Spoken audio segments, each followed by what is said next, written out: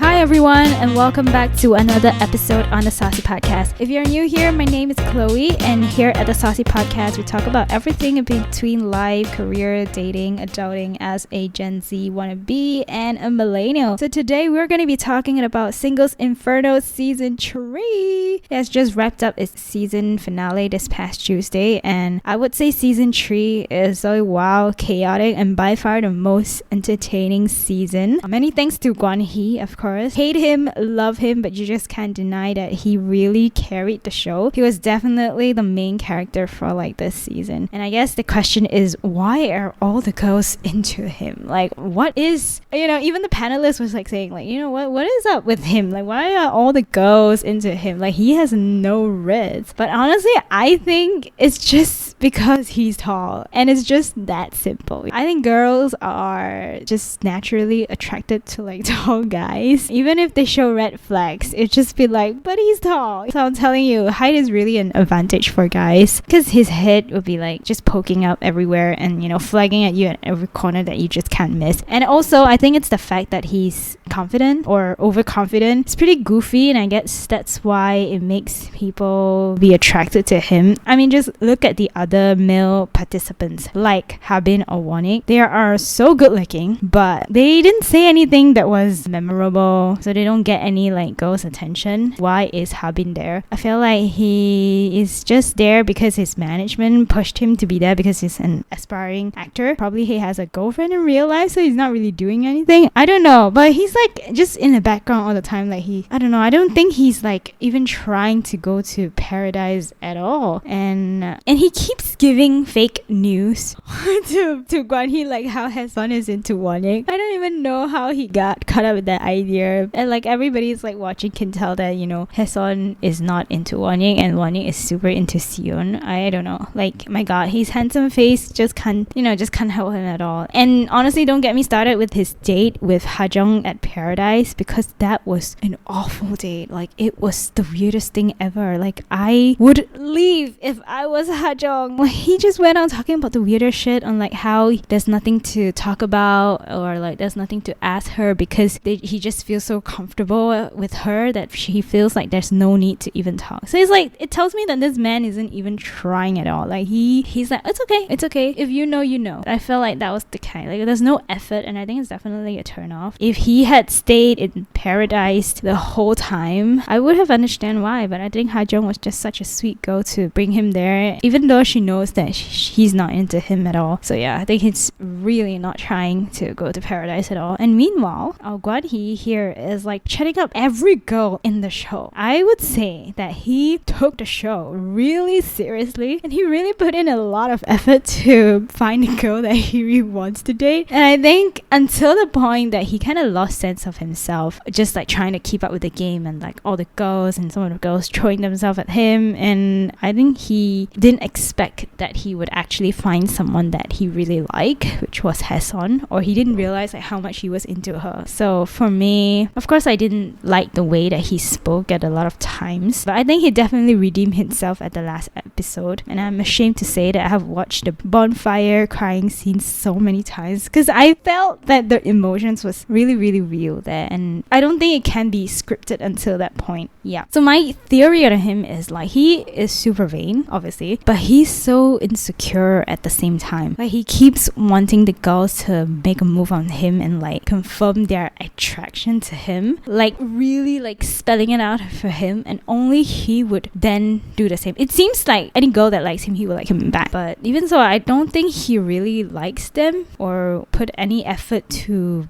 go after the girl to reassure them about their feelings, because he himself just can't figure himself out at all. So a lot of things that he said are pretty like lip service, and I don't think he actually mean any of it. But probably it's maybe because due to his age, like an old uncle at 36 years old, that probably when you're in your 30s, like you have a different mindset in terms of like dating. I don't know, I'm not 30 yet, so I can't say, but I do know certain people, and I do like watch certain videos where people talk like when you're past like 30s or like in your late 30s, the way that you date, it's like, or the things that you want in like a partner, it's completely different when you were like in your 20s. Now, even like as a male, like you value how much the other person, the girl, would put an effort into you, like how much they will value you instead of you just throwing yourself at them. Or I mean, in society standards, it's always that guys are usually the one that pursue the girl, right? But I think like when you're at a certain age, you just kind of want to take it slow and see how much that the girl is willing to do for you. So he definitely showed a lot of signs of like red flags, like if you see all over TikTok. Honestly, I'm seeing Gwan-hee's face more than I see my mom's face now, because it just keeps popping up everywhere. Oh, it's like so annoying.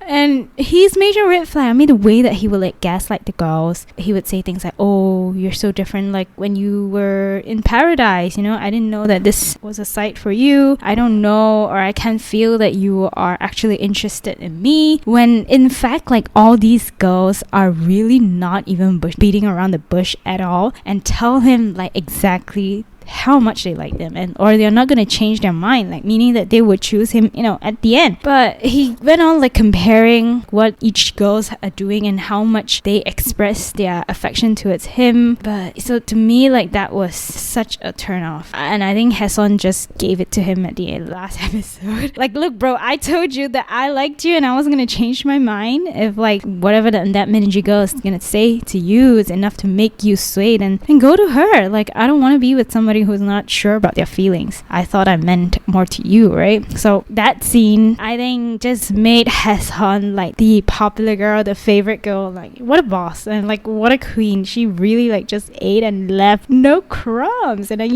looking at Gwan-hee, like even behind his sunglasses, I could feel like he was legit nervous and like scared for his life when Hye-seon said that to him, like just dead stare at him into his eyes, and and just like kind of just looked at him and all the ridiculous stuff that came out of his mouth. Yeah, I think that was a very like satisfying scene to see a so-called player, a guy with the red flags, being served and just kind of like slapped in the face. Yeah, it was really, really nice to watch. I thought that was really, really like brave of her, and like, I mean, she didn't say it in a very like nasty way, but I think she was just very, very clear and calm about where she stands, her boundaries. And I think that all of us girls should definitely learn from her. Despite everything like the red flags or whatever, I think they genuinely had feelings for each other, or genuinely have feelings for each other. I don't know if it's a past tense, right? Despite him talking to so many other girls, or that we feel like Hye-seon deserved better, I think they truly like each other. I mean, the fact that they cry because one another person cried, I mean, that takes a very, very deep level of connection to be able to do that. Like, and also you'll see how they kind of frequently mirror each other's body language as well, like the pouting when they're crying. So I thought that was really cute, and they're really like into one another. And I would say that, to be honest, like Gwan-hee he was actually quite attracted to her from the start. I mean, he was attracted to her right from the start, right? And I think that's the whole saying about like,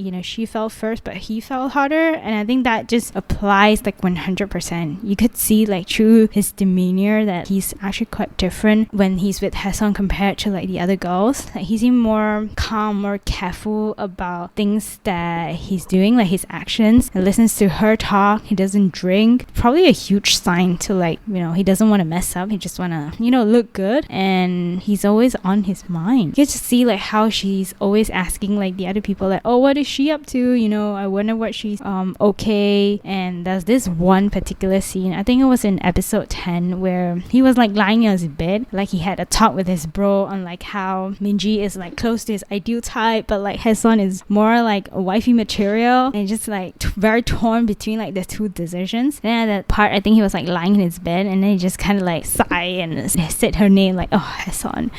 I thought that was like, damn boy, like this girl is really on your mind a lot. Obviously, if you like her, then just choose her. I just don't know why. Like, I think he was so like not confident, like so insecure that about this whole relationship, when I don't think there was any reasons to question, because Hye-seon was also pretty much very clear with him that she liked him, and there was no other second choice. So yeah, so it's his indecisiveness that I think really carried the show and made everybody super frustrated along the way. You can tell like the pedalist is just like, oh, so done with him. Like, especially like Dahi, she's like legit mad at him and like the things that come out from his mouth, and it's super funny to see as well. I would say like he's just super different like how he is with Ha-jeong and also Minji. So we gotta talk about it, right? That Minji girl, like, I'm sorry to say, but she just gives off Mistress vibes. She's that kind of girl that would flirt with your boyfriend like in front of you, and I honestly feel bad for her because the internet is just laughing at her. But seeing the things that she's done, like her actions, I mean, it does call for it. Call the pajamas Minji.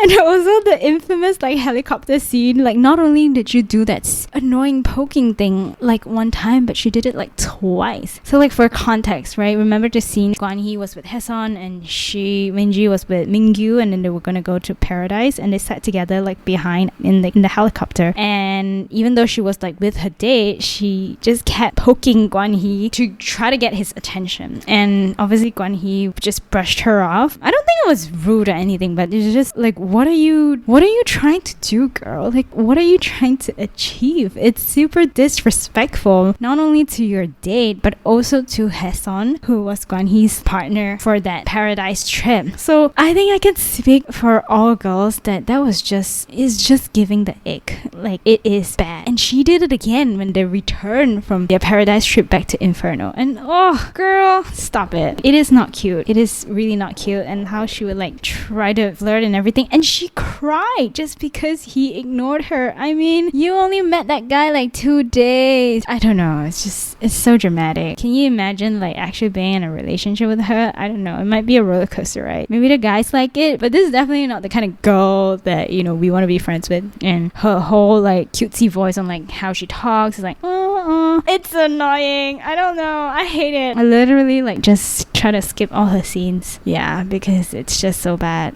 It's just so bad. Like the whole date that she had with Gwan-hee, like her pajamas was like wearing like a lingerie like on your first date. Ew, it just shows like maybe you should respect yourself a little bit more. I don't know, you do you. Just not my type. I mean, obviously I'm a girl anyway, so I'm not I can't speak for the boys. But yeah, and then there is Gwan-hee's another girl, which would be Ha-jeong. So Ha-jeong had quite a strong start, right? And she came on to the show very much like, super confident, like another Gwan-hee. She's gonna get all the guys to like her, and like she seemed like a pro in dating. But I think their dynamic, although it is cute, they do have quite a nice banter. But I feel like they give off best friends and like sibling vibes. That's what I feel. But she's like famous for her like chin move, which I thought it was really annoying. Like, first of all, what made you think that idea like the chin is gonna work? Like, I have no idea. Like, just because like you put your chin down and like you look up to the guy, like it's considered like flirting. But I don't know, to me, like, I don't see any attraction, babe. Like, you're gonna hurt your neck, and also you do kind of look creepy. Even like Jin Sook was like, oh my god, like, why you, when the first time you met you're just like doing this thing with your chin, and that was hilarious. And I thought the same as well. I think maybe, girl, you need to change your move. It's not working. Yeah, but I think like later into the episodes, my respect for her like grew, because she went to Gwan-hee after he said that infamous line of like her when he was being asked like who is he interested in, because obviously everybody knows that he is talking to a lot of girls and he is interested in a lot of girls. But instead of pointing out the girl's name or not saying it at all, he just said like her and her, which was really, really disrespectful. Like, especially these girls have a name, right? And they're just right in front of you. So I think the way that you just said it kind of like disregard like their existence. So Ha-jeong went over to like, hey, you know, that was really a bad move, and that was really, really disrespectful to me and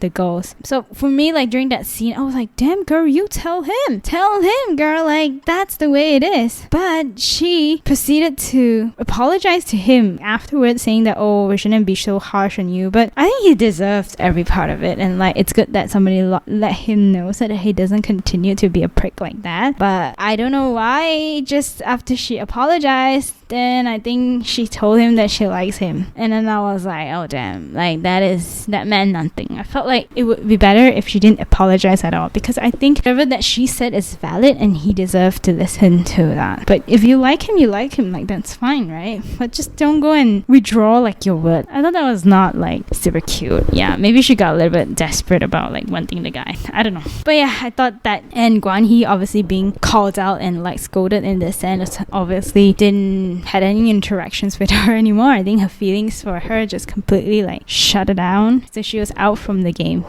So it's left with like Hye-seon and like Min-ji. So in this scenario of like the three girls, I would say like Hye-seon's like the wife, Ha-jeong's like the best friend, and then the Min-ji girl is just the bitch. Yeah, or the mistress. This storyline is definitely the most exciting part of season 3. Without like Gwan-hee and all this thing, I'm pretty sure it's gonna be very, very dry and very boring, because these guys are really not doing anything. Some other highlights that I would say is Gyuri. Oh, Gyuri must be a bully. How she confronted Min-woo about his feelings. He's into Hye-seon.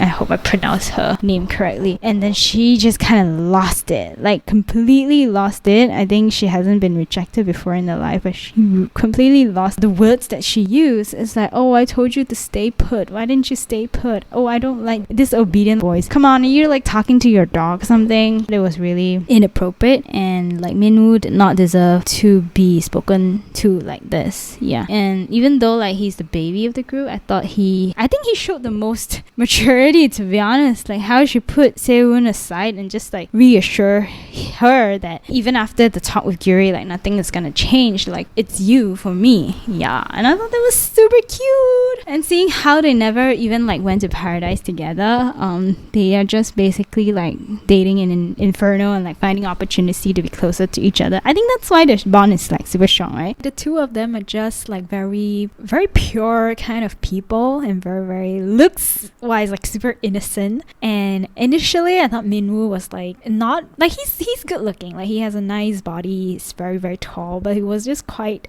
like uninteresting at all. Like he didn't really speak much, right? He was very, very introverted. And then I think her head leaning to one side thing could be quite annoying to some people, and she keeps touching her hair. It's like, girl, you need to stop. But I think her personality, it's one of the ones that I really like. Yeah, she could seem like super, she's very, very like the pretty girl, right? Yeah, but I didn't expect her to be actually so direct and so expressive of her feelings towards Min-woo. And yeah, it really, really surprised me. And she seems like the kind of person that would really take action to, to get what she wants in her own way. And it's not like overstepping anybody. So I thought that was really, really nice. Yeah, I felt like the Gyuri and Mingyu didn't seem super sincere. I don't think that she really liked him anyway. In this season, there's like personal growth. There's also character development. Gwan-hee and girls, the wife, the best friend, and the mistress. And also, I think there are some like very green flag guys like Mingyu and Jin-seok. They're just super duper like good people on the show, and I can see how they care for them, and also like be a senior to like give advices and stuff. So I thought that was like pretty cute, and I thought that they were very nice. It's just that their screen time is not a lot because everything was focused on Gwan-hee and girls. But I would say like he really, really just carried the show, and I guess if he's being paid, he's definitely working enough to meet that paycheck. But I thought overall it's a interesting season. Of course, I enjoyed it very much. I did binge watch it. I think I'm feeling a little bit of like withdrawals now. I'm not sure like what to watch because I enjoy like trashy reality TV. If you didn't know by now, it's just so healing to my body and my soul. And I get to see like cute, hot, handsome, sexy females and males, which really does brings a boost to my day. So okay, I guess that comes to an end of our episode today. It has been really nice to do a review again on Singles Inferno. I mean, this is one of the shows that there's just so much things to gossip about.